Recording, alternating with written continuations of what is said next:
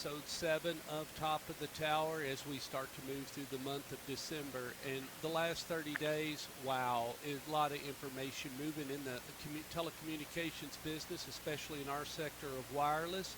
We start the show off, and we're going to speak with a longtime friend of mine and going down to the Crescent City. It's always a special time of the year down there. We are now going to talk with a gentleman that is a telecommunications lawyer. He's a Jesuit graduate from the city of New Orleans, did his undergrad at the University of New Orleans, studied law at Tulane, and went on and got his seminary from Duke University. And he is employed and a partner at Phelps Law Firm, and we bring to Top of the Tower my good friend Dan Lund III, counsel. How you doing tonight, Dan? Stuart, great. It's so good to hear your voice. Well, I hope I did okay on your intro or tagging you with everything that all the fine education that you have. You said everything but say who dat, so we're good. Well, let's talk about that as the Saints and everything. You do have one of my favorite players I love to watch. That's Jules Kamar. Kamara is unbelievable. He was, drafted, third round, something like that, and everyone had high hopes for him to be the Darren Sproles replacement, but he's been way more than that. Absolutely, absolutely. Let's dive into it. Dan, it's no secret you've been doing law work around telecommunications and construction, and also a great mediator and everything. But one of the things that I'll kick it off with that I love about some of the work you've done in the past, and that is you were the guy that put together this franchise agreement for the city of New Orleans and got a neutral host group involved, and they built out this. It started off, I guess, as a DAS system, and at the present time, Dan, I'm going to switch the screen. I'm actually going to put a picture of you and I up in the French Quarter of one of these nodes, but you built a DAS system in the French Quarter. Talk a little bit about that and kind of how that's evolved and how that's changed and kind of what it's done for travel and tourism as, people are able to post their pictures out of the quarter and whatnot. Well, it was somewhat of an amazing journey. When we started siting towers back in the 80s and 90s, people used the term microcell, and we were thinking about, hanging things off of poles and whatever, and it never came to pass. And the French Quarter is such a tightly constructed neighborhood with tight streets, and using macro sites to serve the French Quarter was going to be a problem. Shooting the signal in from afar was just never going to work. And so we went to the French Quarter. It was the Vieux Carré Commission, and said, look, what can we do here to put service in the quarter in a manner that's going to serve the community and the tourists. And we came up with the design, and I'm not looking at what you're looking at right now, but I know what the design is, and it was a design that was corresponded with architecture of the French Quarter. And what was really interesting is that the French Quarter folks said, well, we don't want you hanging anything on our buildings, and this to us is not great, but we got to have the coverage. And they looked up and down their streets in the quarter, and as historic and beautiful it is, they said, we've got a lot of clutter on the sidewalk already. So what's a little more? And if down the road we don't like it, we'll tell you to take it out. Of course, they love it, and it works like a charm, and it has really made, when the quarter is packed, like for Mardi Gras, you've got such a capacity issue, except for this system, and it works like a charm. Well, and when you get down there and you're visiting the quarter, and especially this time of the year, y'all do a fantastic job of decorating the cities and the hotels and the outside of the city and everything, and getting into the Yuletide season. But people want to post pictures, but when the system was built, social media wasn't really even evolved yet, was it, Dan? No, not at all. And so the system has had to be improved over time, and it has, much in the manner that we watched macro sites that we thought, well, we're probably going to need another one in the area at some point, and technology improved. And I don't know that anyone's able to completely predict that, but rather than having to split cells or do any of that, we were able to improve technology to improve capacity. Dan, this thing started, like you said, in the French Quarter, and how far has it gone out? I think it's down in the warehouse and down into the but it's not a DAS anymore. Is it really? It's a full-blown small cell, isn't it? I believe so, and it's not just that single neutral host anymore. There are others that come to town. The city is very actively promoting this, and that's good for wireless, and it's good for the community because it we get past a lot of red tape when the city is in favor of something like this, and so you'll see it all over the warehouse district, the CBD. Every now and then I turn around and there's a new one. Wow. Well, and when you say that the laws are changing, so that let's just switch gears. If I was coming to the city of New Orleans, and not necessarily in the French Quarter, but let's say out into the other parts of the city, when I first met you shortly after Katrina in 2006, the idea of building a new steel in the city that wasn't going to happen, was it? No. Well, let me say difficult. The way that the ordinance is drafted, you are really relegated to commercial districts, which, in the large residential swaths in New Orleans just don't exist. So it's very difficult to get things up in residential. Let me say that we covered the city anyway. Part of that was better technology, but you're still well served in New Orleans to treat new sites with kid gloves. There's still opposition out there, principally for aesthetic reasons, and you've still got to go through the process to get a tower up. Has that process changed since 2000, shortly after Katrina, when I met you? Has that process changed? Not tremendously. You have the new rules that the feds have put out, with shot clocks, largely dealing with the timing with which applications are handled, and the city is conversant with those rules. But otherwise, you still have, under the 1996 Telecommunications Act that the federal government enacted, the local municipalities like New Orleans still are able to enact and affect zoning rules on visual, aesthetic, and safety concerns for cell sites. And you can rest assured that New Orleans is not going to let go of that, and they're going to treat every site individually that comes through. Just as judging, I know also you put up many towers throughout the state of Louisiana. Any laws or anything changes as developers move out and go through the state of Louisiana? Anything that you can clue us in on, or maybe you can't do that, Stork, or you're going to have to watch for this, or any of that? Well, there's still we probably worked on, 50 different ordinances in the Southeast back in the mid-'90s when the PCS carriers came around. I can remember one day we filed 20 applications in one parish, knowing that it was going to cause an issue, and it sparked a moratorium. But what we did at that point was went in and helped the parish draft an ordinance, and then we were able to get these sites all permitted. What's happening is jurisdiction to jurisdiction, depending on their desire to have the coverage. And let me say that the desire is increasing as the years go by. So that's changed. Make it easier to get the sites permitted.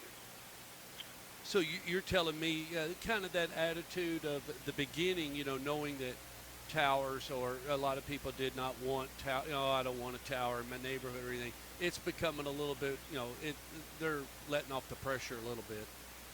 Yeah, remember that when we started this, particularly in the mid-'90s, when the digital signal became a thing, people were concerned about all sorts of things. Health risks, not in my backyard. There's no need for this because everything was so new. Remember that, and this is true here, but I think it was true most places, that you had typically two carriers in existence before PCS. Mm-hmm. You had the Bell carrier and the independent carrier that had gotten its license for free in a beauty contest. And between the two of them, there was no real impetus to cover rural areas, and they just sort of stayed in their lanes.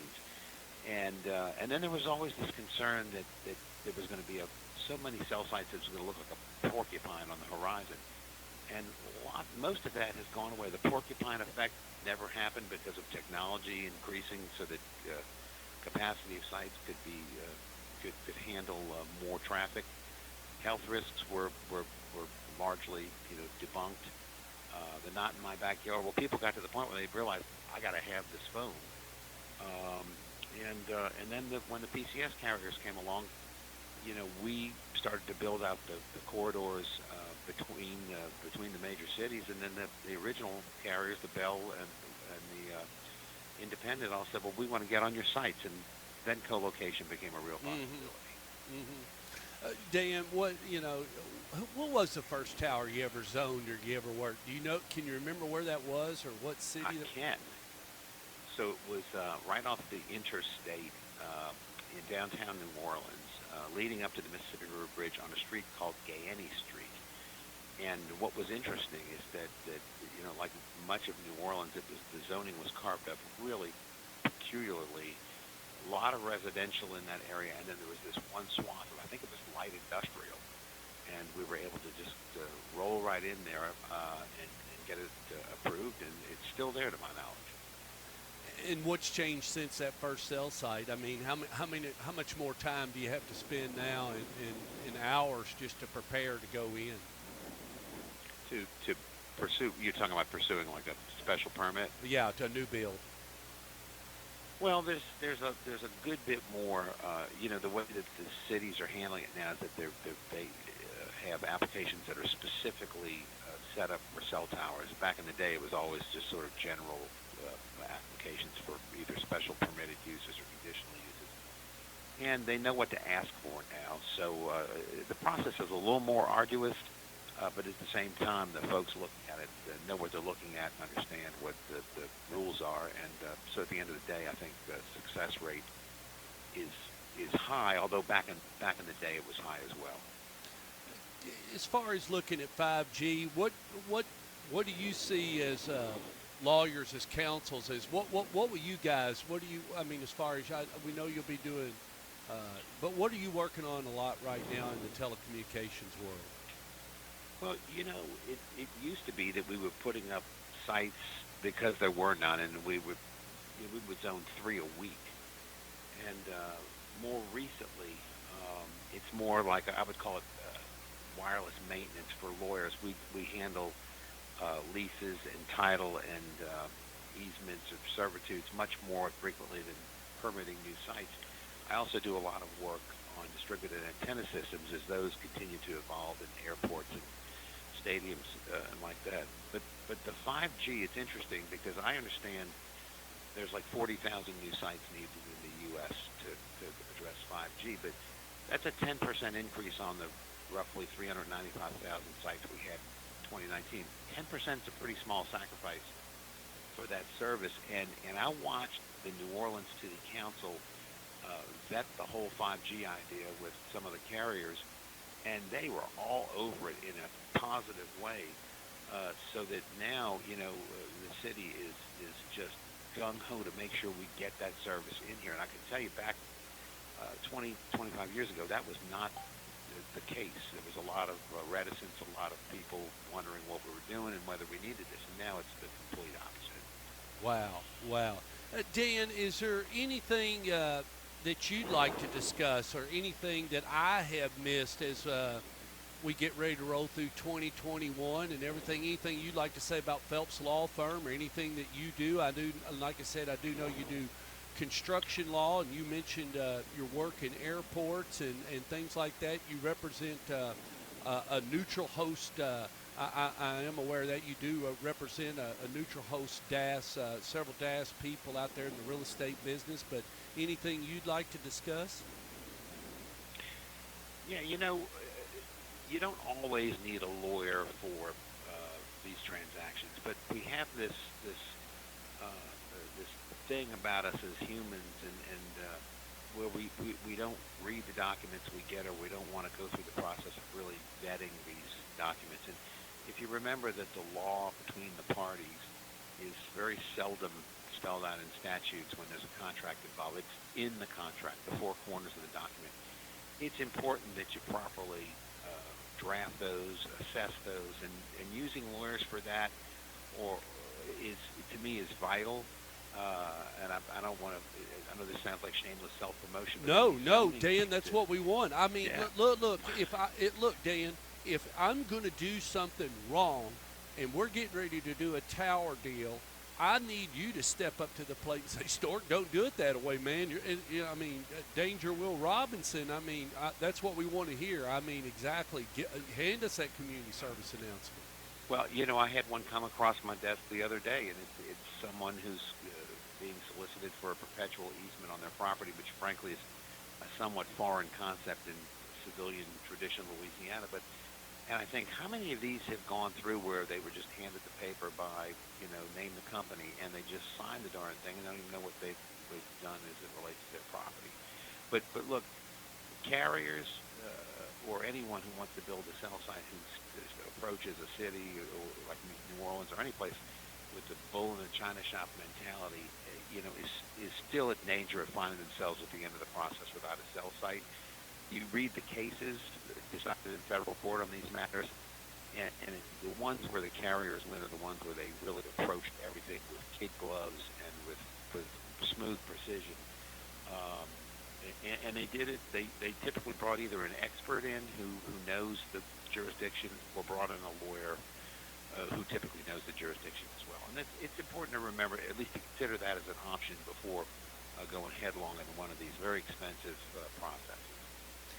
And you mentioned that. I mean, it's the expense. I mean, you've already spent X number of dollars on the steel and all the other paperwork that goes, the environmental, the phase one, the NEPA. I mean, you've spent so much, the tribal letters. I mean, people have no idea the amount of paperwork we go through before we even pick up the phone to start to talk to you. Department of Transportation, getting that right away. If you have to do a new road, a lot of people, they want, states want, you got to go 15 feet off that road if you want to put that gate in. I mean, there's just so many different things in there, Dan. Well, how many times have you seen where somebody says, okay, we've done our search ring, we've narrowed it down to this one, and we've done all those things you just described, and I look at it and I say, well, I can promise you, you'll never get that zoned. You need to go over to this lot over here, which maybe was one of your alternate candidates, but you've gone through all those processes with the your prospective landlord, or you bought the property. Yeah, you really need to do your due diligence up front. So you're saying before I pull that trigger, here, heed the warning. Here's your service announcement, kids. You're saying before I pull that trigger and I order that service and everything, I need to shoot that by that local lawyer that knows those jurisdictions and say, you think we can get 325 in the air? Is that what you're saying? Exactly. And if it's not a local lawyer, it's some consultant in the area who knows the landscape and how things work in government there. Well, I mean, right there it is, Dan. I mean, and you didn't even charge them for it, did you? Nope. Yeah, well, anything else, Dan, you'd like to say? I'll tell you one thing that kind of stabs the stork, and it's stabbing hard, cowboy. Now that we get into social media, this Facebook thing, because of the past, I've always come down, and it's always been, the Stork and Dan show.